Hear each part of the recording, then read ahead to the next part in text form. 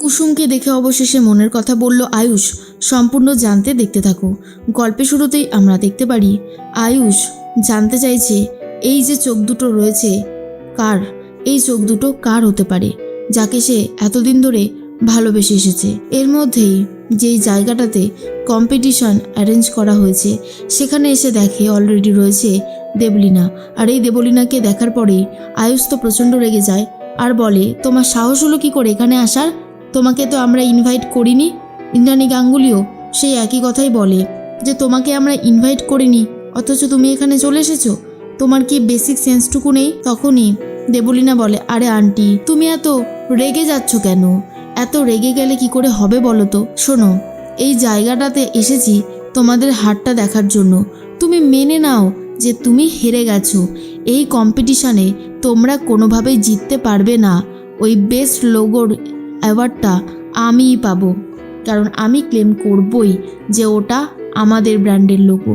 ঠিক সেই মুহূর্তে আয়ুষ বলে, তোমার যা ইচ্ছা তুমি করতে পারো, কিন্তু আপাতত তুমি এখান থেকে যাও। ঈশান বলে, আরে ভাইদা ওর সাথে এত কথা বলার কি বা আছে, ওকে সিকিউরিটি দিয়ে বাইরে বার করে দে, তাহলেই তো হয়। দেবলীনা বলে, তোমার লজ্জা করে না ঈশান? একটা ওয়েটারের কাজ করারও যোগ্যতা তোমার নেই, আবার তুমি এসেছো আমার সাথে পাঙ্গা নিতে? ভুলে যেও না যে তুমি দেবলীনার সাথে কথা বলছো। জাস্ট একটা জঞ্জাল, তোমার দ্বারায় কোনোদিনও কিছু হয়নি আর হবেও না। এসেছো বড় বড় কথা বলতে, কি লাভ পাও সেটাই বুঝতে পারি না। ইন্দ্রাণী গাঙ্গুলি কথাটা শোনার পরে খুবই রেগে যায় আর বলে, তোমার সাহস দেখে তো আমি অবাক হয়ে যাচ্ছি। আমারই সামনে দাঁড়িয়ে তুমি আমার ছেলেকে এইভাবে অপমান করছো। ইন্দ্রাণী গাঙ্গুলি দেবলীনার হাতটা ধরে টানতে টানতে বাইরে নিয়ে যায় আর বলে, আর কখনো যদি আমাকে বা আমার ছেলেকে অপমান করার চেষ্টা করো তাহলে কিন্তু কাজটা মোটেও ভালো হবে না। দেবলীনা বলে, আন্টি তুমি যেই কাজটা করলে খুব অন্যায় করলে। অবশ্য তোমাদের এই দাপট বেশ কিছুদিন পরেই শেষ হয়ে যাবে। তোমাদের বাড়ির ওই যে কাজের লোক, কি যেন নাম, কুসুম, কুসুমকে তো দেখছি না। অবশ্য কুসুম কিছুই করে উঠতে পারবে না, তাই আগের থেকেই ময়দানে আসেনি। যাক, ভালো হয়েছে যে এই কাজের মেয়েটা অবশেষে এখানে আসেনি। আয়ুষ বলে, মুখ সামলে কথা বলো, ও আমাদের বাড়ির কাজের মেয়ে নয়। তোমার কাছে ও কাজের মেয়ে হতে পারে, কিন্তু আমাদের কাছে ও নয়। আমাদের কাছে ও গাঙ্গুলি বাড়ির একজন সদস্য, কথাটা মাথায় রাখবে। এর মধ্যেই কম্পিটিশন শুরু হয়। একের পর এক মেয়ে এসে দেখাতে থাকে তাদের চোখ, কিন্তু তাদের মুখ ছিল ঢাকা। আয়ুষ এই শর্তটাই দিয়েছিল, মুখ দেখাতে হবে না, চোখ দুটো দেখালেই হয়ে যাবে। কিন্তু চোখ কোনোভাবেই ম্যাচ করছে না লোগোর চোখের সাথে। এর মধ্যেই কুসুম ভাবে, আজকে তো ছোট সাহেব হেরে যাবে। ছোট সাহেবকে হারতে দেখতে আমি পারবো না, কিন্তু আমি কী বা করতে পারি? আমার কাছে যে কোনো উপায় নেই, তাই আমাকে চুপচাপ সবটা দেখতে হবে। শুধু এটুকুই চাই, সব যেন ভালো থাকে, সব যেন ভালো হয়, কোনো যেন খারাপ কিছু না হয়। এর মধ্যেই কুসুম কি করবে বুঝতে পারছিল না। ফোন করে ঈশান। ঈশান বলে, জানো জাদুঘর, মনে হচ্ছে এবারে তোমার কথাটাই খেটে গেছে। একের পর এক মেয়ে সবাই এসে দাঁড়াচ্ছে, কিন্তু কারুর চোখের সাথেই সেই চোখ দুটো ম্যাচ করছে না।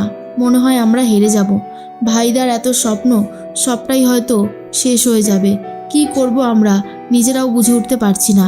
কুসুম অনেকটাই অসহায় হয়ে পড়ে। মীনাক্ষীর কথাগুলোও ভুলতে পারে না। মীনাক্ষী যেই কথাগুলো বলেছে সেগুলো যদি সত্যি হয় তাহলে কুসুম নিজেকে কখনোই ক্ষমা করতে পারবে না। এমনটাই ভাবছিল, যদি তার বাবা চাকরি চলে যায়, তার ভাই ঘন্টু যদি স্কুল থেকে চলে আসে এই বাড়িতে, দেবীমা যদি স্কুলে আর না পড়ায়, আর তার বাবা যদি চাকরিটা সরিয়ে দেয়, এই সব কিছু ভেবে কুসুম আর নিজের পরিচয় কোনোভাবেই জানাতে পারছে না। আর এর মধ্যে ঈশান ফোনে কথা বলতে থাকলেও কুসুমের কোনো উত্তর না পেয়ে ফোনটা কেটে দেয়। চলে এসেছে মীনাক্ষী। মীনাক্ষী এসে ভাবে, ইস, এই চোখ দুটো যদি কোনোভাবে আমার সাথে ম্যাচ করে যায় তাহলে তো কেল্লা ফতে। এরপর মীনাক্ষীও নিজের মুখটা ঢেকে চোখ দুটো দেখায়। আর তখন ইন্দ্রাণী গাঙ্গুলি বলে, তোর কি মাথাটা খারাপ হয়ে গেছে ছোট? তুই এসব কি করতে গেছিস? চলে আয়, এটা একটা কম্পিটিশান হচ্ছে, এই কম্পিটিশানের মার্কেটে তুই এইসব করতে এসেছিস, সরে আয়। বলেই মীনাক্ষীকে সরিয়ে দেয়। আর অন্যদিকে দেখা যায় আয়ুষ ভাবে, যেভাবেই হোক না কেন আজ আসল যে চোখের যে অধিকারী তার সামনে আমার যাওয়াটা খুব জরুরি ছিল, কিন্তু কে সে আমরা তো সেটাই বুঝে উঠতে পারছি না। এর মধ্যেই কুসুম নিজের ছবিটা বারবার করে দেখতে থাকে। তখনই দীপালি এসে বলে, কুসুম, তার মানে আমরা যেটা সন্দেহ করেছিলাম সেটাই ঠিক? আমাদের আয়ুষ বাবা তোকে ভালোবাসে? তোর চোখ দেখেই ও প্রেমে পড়ে গেছে। তাহলে তুই এখানে কি করছিস? আজ তো ওদের একটা কম্পিটিশন হচ্ছে, তুই সেখানে যা। কুসুম কুসুম বলে, না পিসি, আমি সেখানে যেতে পারবো না। আমি বলতে পারবো না যে এই চোখ দুটো আমার।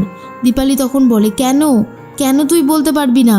তোর কাছে তো সব কিছু আছে, তুই বাদ সাজছিস কেন? কুসুম বলে, কারণ ছোট ম্যাডাম আমাকে বলেছে আমি যদি নিজের পরিচয় সামনে আনি তাহলে হয়তো দেবী মা আমার ওপর খুব ক্ষিপ্ত হতে পারে। মা আর ছেলের মধ্যে হয়তো ঝামেলা হতে পারে। সে একটা কাজের মেয়েকে ছোট সাহেব ভালোবেসেছে। যদি আমার বাবা চাকরি চলে যায় আর আমার ভাইয়ের পড়াশোনারও যদি ক্ষতি হয়, আমি বুঝতে পারছি না কি করব। কিন্তু দীপালি বলে, শোন কুসুম, এসব ভাবার চিন্তা এখন সময় নেই। ওরা তো হেরে যাবে। ওই দেবলীনা ওই লোগোটার ক্লেম করে নেবে। তার থেকে বরং তুই যা, তারপর যা হবে দেখা যাবে। আমার মনে হয় না ইন্দ্রাণী গাঙ্গুলি ম্যাডাম তোকে কখনো ভুল বুঝতে পারে। তুই এই পরিবারের জন্য অনেক কিছু করেছিস কুসুম, তোকে আর একটুখানি করতেই হবে। এরপর কুসুমকে পুরোপুরি বুঝিয়ে পাঠানোর চেষ্টা করে দীপালি। অন্যদিকে লাস্ট একজন বাকি আছে, আর তার চোখ যদি দেখা যায় সেও কোনোভাবে ম্যাচ করাতে পারে না। তাই আয়ুষও খুব ভেঙে পড়েছে। আয়ুষ ভাবে কি করে সবটা জানবে। এর মধ্যেই দেবলীনা আবারও চলে এসেছে ভেতরে। আর দেবলীনাকে দেখার পরে আয়ুষ বলে, কি ব্যাপার, তুমি আবার এখানে কেন এসেছো? বেরিয়ে যাও, এক্ষুনি এখান থেকে বেরিয়ে যাও। তখন দেবলীনা বলে, কেন এখান থেকে বেরিয়ে যাব কেন? ভয় পাচ্ছো আমার মুখোমুখি হতে? আরে বাবা আয়ুষ, শোনো, এখনও সময় আছে। তোমরা আমার সাথে হাত মেলাও, আমরা একসাথে বিজনেস করি। তখন ইন্দ্রাণী গাঙ্গুলি বলে, তোমার মতন একজন শত্রুর সাথে ইন্দ্রাণী গাঙ্গুলি কখনো বিজনেস করে না। বেরিয়ে যাও এখান থেকে। এর মধ্যেই কুসুম চলে এসেছে। অ্যাকচুয়ালি লাস্ট যে পারফরমেন্স ছিল সেটা অনেকক্ষণ আগেই শেষ হয়ে গেছে, কিন্তু কুসুম তখন বলে আর একটা বার তাকে সুযোগ দিতে। আয়ুষ বলে, ঠিক আছে, এতগুলো তো দেখা গেল, লাস্ট একটা না হয় দেখাই যাক। এরপর যখনই কুসুম তার চোখ রাখে তখনই ম্যাচ করে যায়। আর যা দেখার পরে আয়ুষ আর ঈশান নিজেই চমকে যায়। আয়ুষ তখন বলে, তার মানে যার জন্য এতদিন থেকে অপেক্ষা করেছি এই হলো সেই মেয়ে। এরপর কুসুম নিজের পরিচয় জানিয়ে তাড়াতাড়ি করে সেখান থেকে সরে যাচ্ছিল, কিন্তু আয়ুষ তাকে গিয়ে ধরে আর বলে, প্লিজ তুমি যেও না, তোমাকে আমি খুব ভালোবাসি। আমি তোমাকে নিজের করে পেতে চাই। যদি তুমি তোমার ফেসটা আমাকে দেখাও। এরপর কুসুম ভাবে ফেস তো দেখাতেই হবে, কিন্তু কুসুম এটাও ভাবে যে চোখকে এতদিন ধরে ভালোবেসে এসেছে ছোট স্যার, সেই চোখ তো তার সামনেই ছিল, তবুও সে বুঝতে পারেনি কেন। এরপর কুসুম তার মুখ নিয়ে সামনে আসতেই আয়ুষ তো রীতিমতো সব সত্যিটা জানতে পেরে যায়। আসলেই সে এতদিন ধরে যাকে ভালোবেসেছে সে আর কেউ নয়, সে হলো কুসুম সরকার।